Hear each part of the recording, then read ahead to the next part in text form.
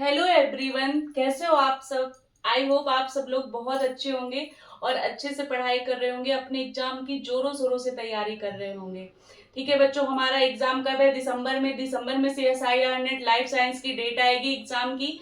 तो सबसे पहले हम आसान ट्रिक से समझते हैं सारी चीजों को, सारे हमारे जो सेल के ऑर्गेनल्स है उनको हम आसान ट्रिक से समझने की कोशिश करते हैं, जिससे हमारे एग्जाम में हमें इस ट्रिक से हम क्वेश्चन को तुरंत से सॉल्व कर दे और हमें ज्यादा सोचना ना पड़े। ठीक है, तो मैं आपके लिए माइटोकॉन्ड्रिया को याद करने के लिए इतनी आसान ट्रिक लेकर आई हूँ, जिसको देखकर आपको तुरंत से समझ में आ जाएगा कि इसका आंसर कौन सा है और इसमें कौन से ऑप्शन पे हमें टिक लगाना है। ठीक है बच्चों, तो चलिए समझते हैं, हम माइटोकॉन्ड्रिया को समझते हैं, माइटोकॉन्ड्रिया को कैसे समझेंगे इसमें। ठीक है, तो सबसे पहले मैं आपके लिए ट्रिक लेकर आई हूँ माँ बाप। ठीक है, माँ बाप ट्रिक। जैसे हमारे लिए हमारे माँ बाप कितने इंपॉर्टेंट होते हैं, बहुत ज्यादा इंपॉर्टेंट होते हैं।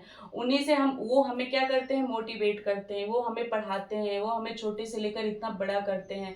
माँ बाप हमारे लिए बहुत कुछ करते हैं। उसी प्रकार जो हमारा सेल है उसके लिए माइटोकॉन्ड्रिया क्या है, बहुत ही ज्यादा इंपॉर्टेंट है। क्या है? बहुत ज्यादा इंपॉर्टेंट है। माइटोकॉन्ड्रिया हमारे सेल के लिए क्या है, बहुत ज्यादा इंपॉर्टेंट है। ठीक ठीक है, माइटोकॉन्ड्रिया से सेल को क्या मिलती है, ऊर्जा भी मिलती है। ठीक है, इसमें क्या होता है, आपसी श्वसन भी होता है इसी से। तो माइटोकॉन्ड्रिया से क्या होता है, सेल को बहुत सारी चीजें मिलती हैं और ये सेल का माइटोकॉन्ड्रिया का सेल में बहुत ही ज्यादा इंपॉर्टेंट रोल है। ठीक है, तो आज हम इस ट्रिक से समझने वाले हैं माइटोकॉन्ड्रिया के बारे में कि हमें एग्जाम टाइम पे तुरंत से हमें याद हो जाए, एक भी ना भूले। हम अपने माँ बाप को याद करें और हमें माइटोकॉन्ड्रिया के बारे में सब कुछ समझ में आ जाए और याद हो जाए और हमें एग्जाम के टाइम पे याद आ जाए। ठीक है, तो एम से क्या होता है, माइटोकॉन्ड्रिया। एम से तो क्या होता है, माइटोकॉन्ड्रिया हो गया। एम से क्या हो गया, माइटोकॉन्ड्रिया हो गया। ए से क्या हो गया, एटीपी। क्या हो गया, ए से एटीपी हो गई यानी ऊर्जा।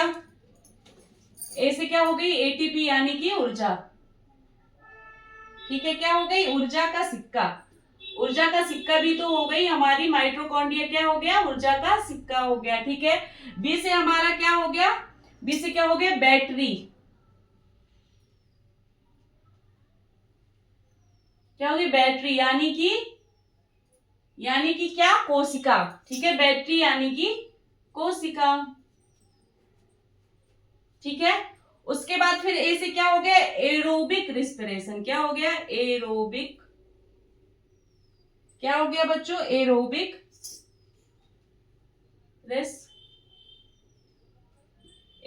रेस्पिरेशन। ठीक है, और पी से हमारा क्या हो गया, पावर हाउस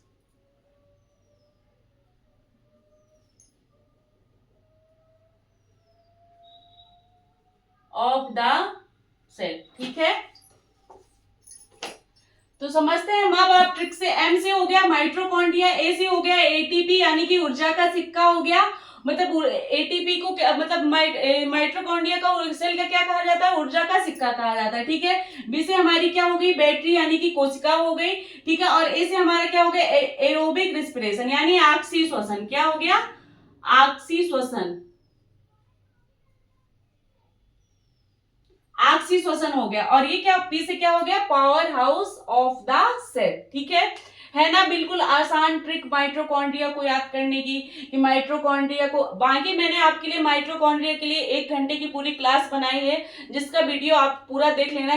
किसने सबसे पहले माइटोकॉन्ड्रिया के कणों को देखा था, इसके लिए आपको मेरा पूरा वीडियो देखना पड़ेगा। लेकिन आपको एग्जाम टाइम पे ये चीजें याद आ जाए कि ऊर्जा का घर किसे कहा जाता है, ऊर्जा का सिक्का किसे कहा जाता है, ऑक्सीजन किसमें होता है, ये चीजें तुरंत से याद करने के लिए आपके एग्जाम टाइम के लिए मैंने ये ट्रिक बनाई है, जिसको आप लोग अच्छे से पढ़ लेना और समझ लेना, जो आपको कभी नहीं भूलेगी। है ना, बिल्कुल आसान ट्रिक। ऐसी ही ट्रिक पाने के लिए मेरे चैनल को लाइक करो, सब्सक्राइब करो और ज्यादा से ज्यादा शेयर करो। अगली क्लास आपके केंद्रक की होगी, जिस पर मैं वीडियो बनाऊंगी। ठीक है, उसको आप लोग अच्छे से समझ लें, उसके बाद फिर हम ऑब्जेक्टिव क्वेश्चन करेंगे।